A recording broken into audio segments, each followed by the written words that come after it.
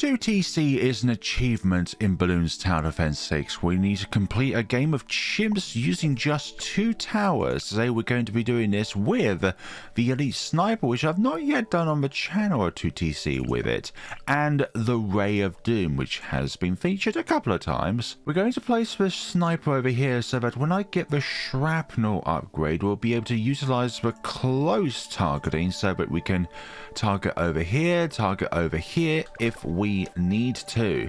But obviously we need to get to that point, and we love ourselves a bit of camping, if you know what I mean. Now this will be the first round where I'm going to need the Crusher in order to help us out here, because of the fact that there's just simply too many balloons on the screen for us to be able to deal with, and we're going to utilize it when when they go in and out of the Crusher here, so we can maximize the amount that we crush. Some going left, some going right. Blue balloons go back to first, so target the blues rather than the greens. Okay, I'm going to put you back onto strong so we can get some of the greens down to reds and get you all crushed over here. Okay, crush as many reds as possible, but it looks like we didn't quite do that correctly because we're near the exit now. Yeah, we need to pop the blue balloons as soon as possible so that we can actually, you know what, we'll pop some greens and then go back to blues so that they're all with the reds, because my problem is that I popped too few greens. So then when they go down here, they won't enough reds being crushed. So that time, that was good because I went to strong rather than going to first sooner. You get what I mean.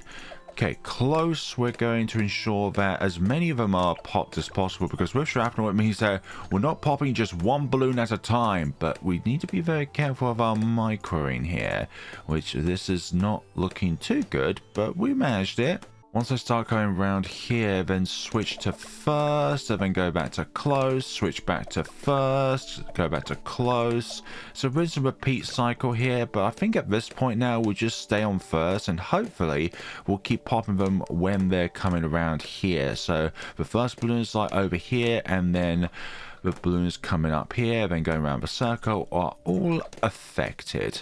That's very good. We're getting very close now towards getting ourselves our Dartling Gunner. Now, the question is, where do we put our Dartling Gunner so that we will be able to go through this adventure? And I'm honestly thinking down over here so that we can cover the exit a little bit. Like, it'd be better on a box that has global range on the map, but I think just when it comes to versatility, I think this spot over here covering the Crusher is going to be better for our survival. So we're going to put you over here, and we're going to place you down through this horizontal line here going through the Crusher. Now, cross pathing, we need the top cross path in order to pop early leads. Obviously, when we get Plasma Accelerator, we will be able to pop leads with the Dartling Gunner. But obviously, we need to actually be able to pop leads in the first place. So we need a full metal jacket upgrade at the very least here. And for the Dartling Gunner, obviously camo detection. Like, this thing is not going to be able to solo like the camos of this game, especially the DDT. So that's why we need the camo detection for our rod, our Ray of Doom.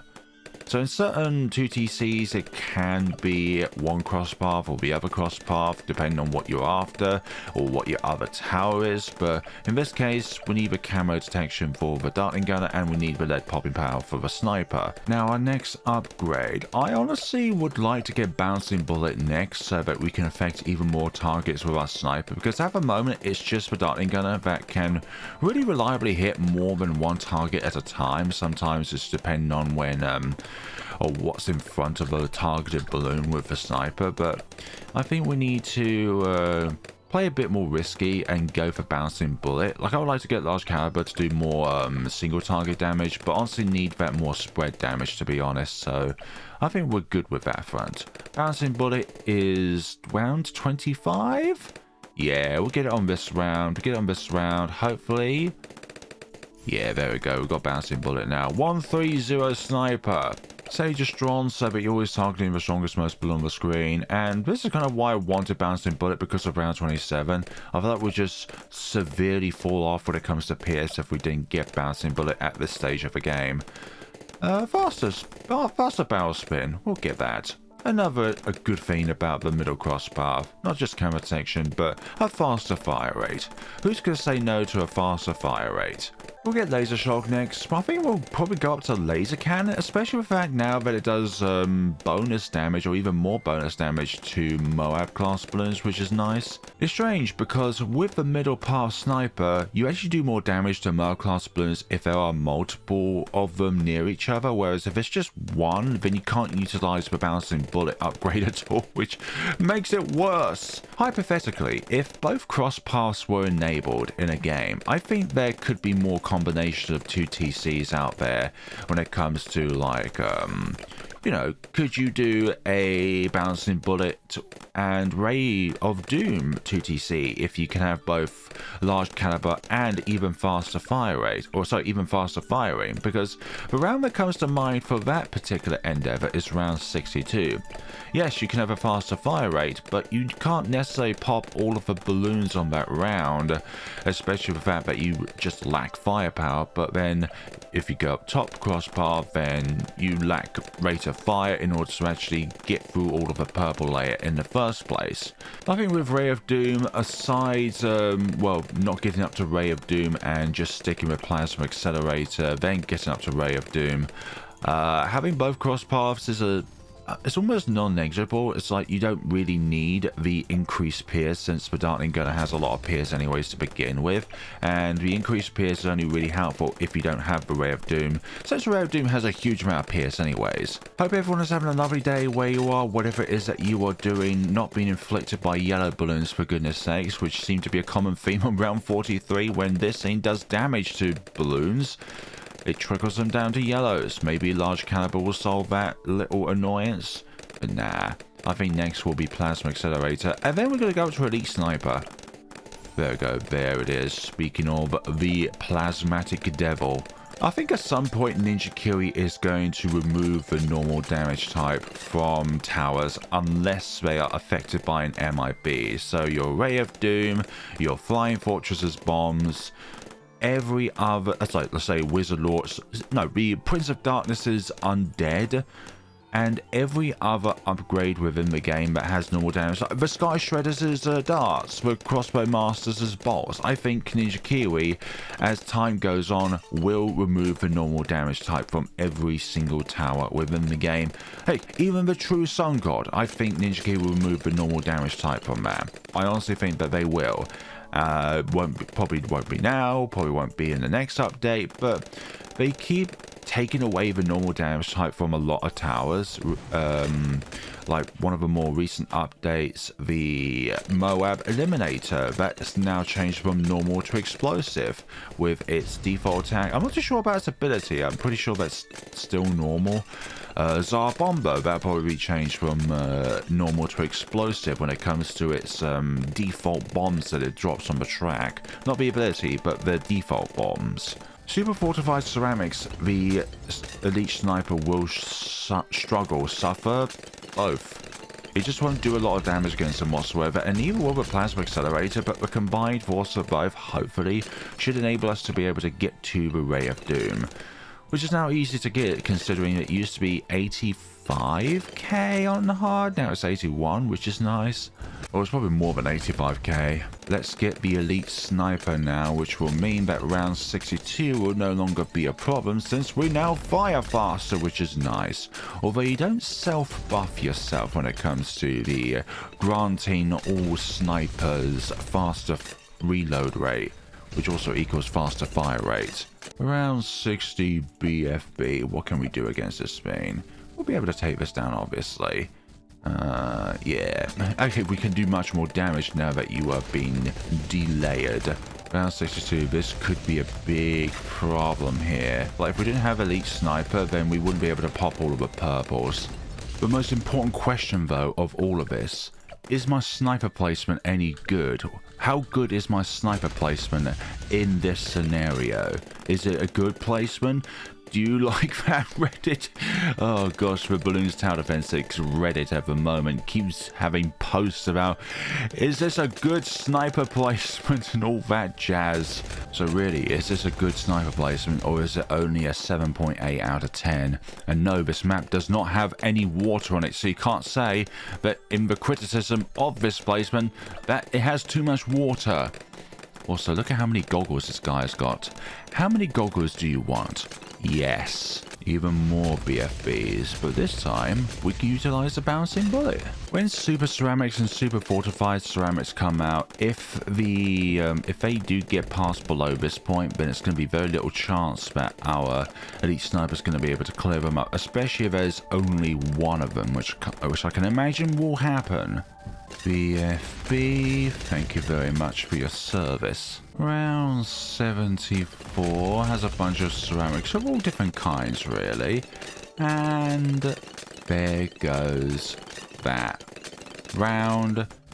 You know, do keep spawning ceramics. I do like the fact that your presence is there. More money in the bank. Right, let's clear up that fortified Moab and then this, and hopefully we'll be able to go through this round. Let's see what we can do here.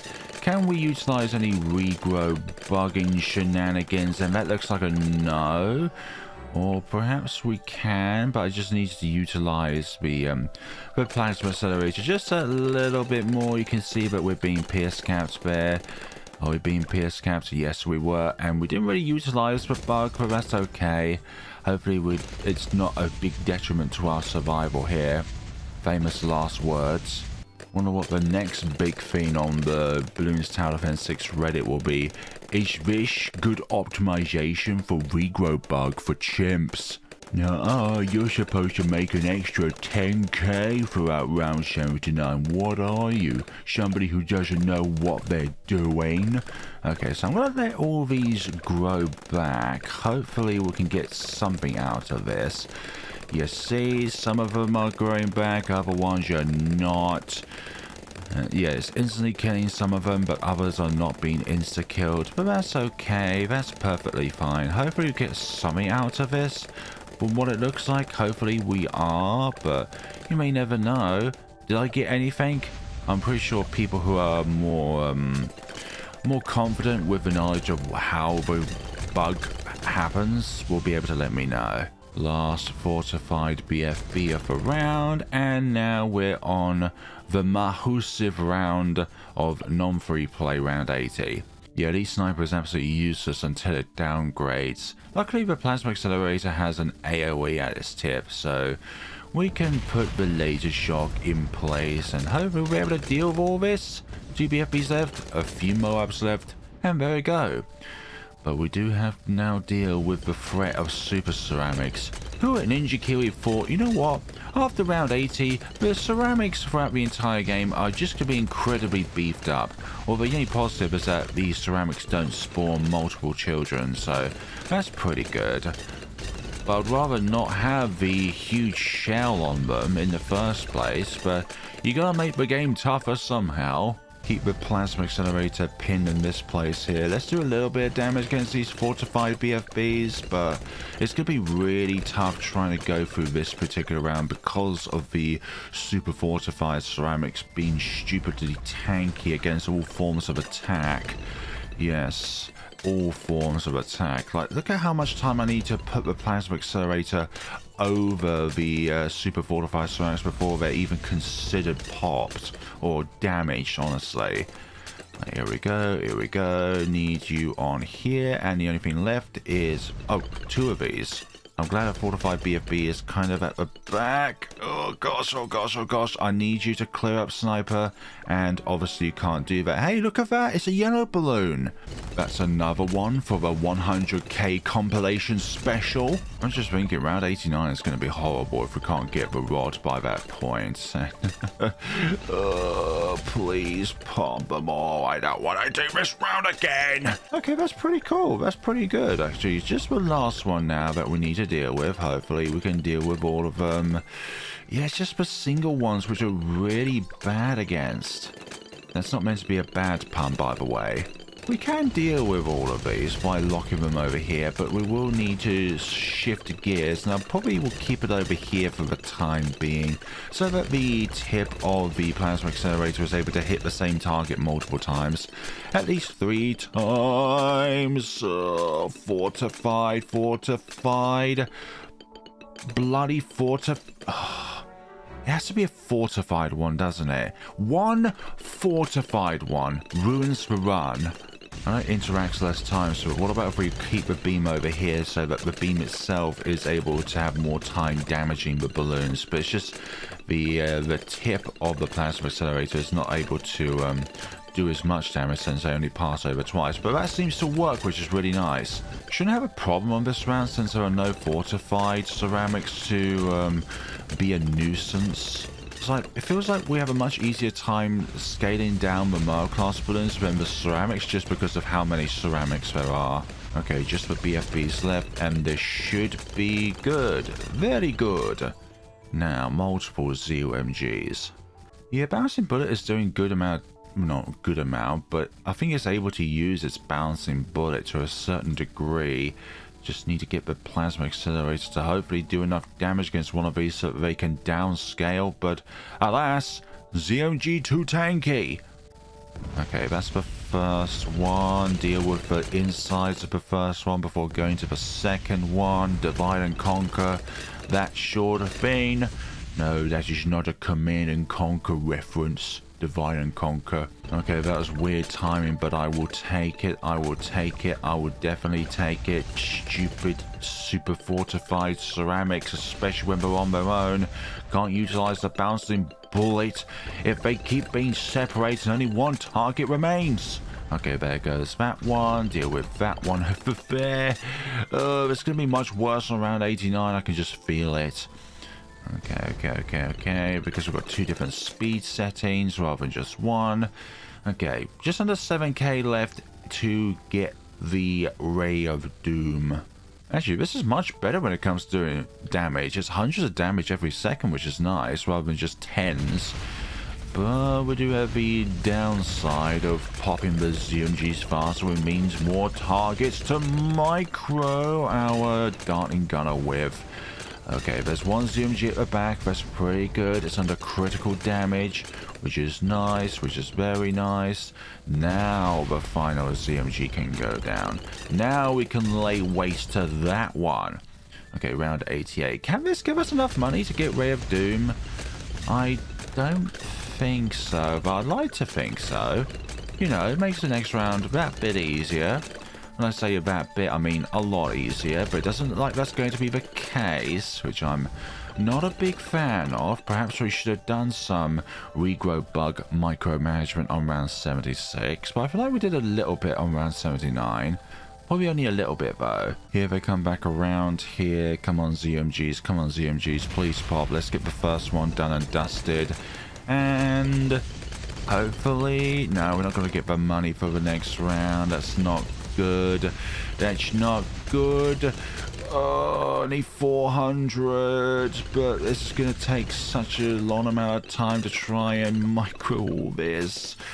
Oh, I hate this round. Look at the carnage that we got going on here. We've got 200 left, but look at the amount of targets that we need to try and pop.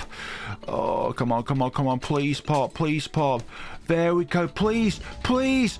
Oh my goodness sakes, thank you. That's such a tease right there. Just not give me the money whatsoever.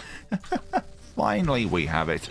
I think this was originally done before the price buff for Ray of Doom. When it comes to like price buff, that means price drop. Price nerf is price increase.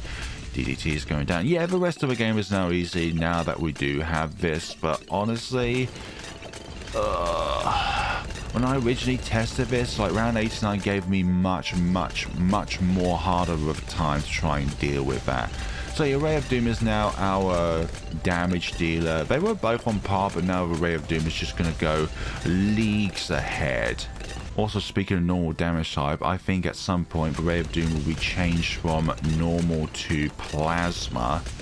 I think the Pop Siren was at its best when its ability was shatter damage type and its normal attack is plasma damage type, because beforehand, before 44 point... No, it's 45 when it was first changed. So the ability was changed from Shatter to Plasma. Beforehand, it didn't have an issue with DTs whatsoever aside from the ability.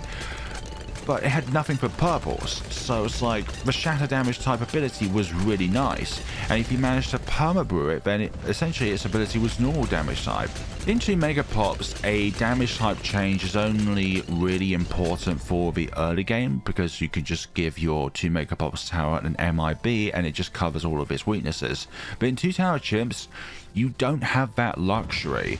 With probably like an exception to the Century Champion Homeland Defense 2 Tower Chimps, or the, I don't know, the Carrier Flagship Homeland Defense 2TC, where there are occasions when you can put down a village in 2TCs, but they're like very rare, and it's not that recommended because you have to rely on your other tower for all of the damage until you can get primary expertise, or you rely on Homeland Defense for that increased attack speed and pierce.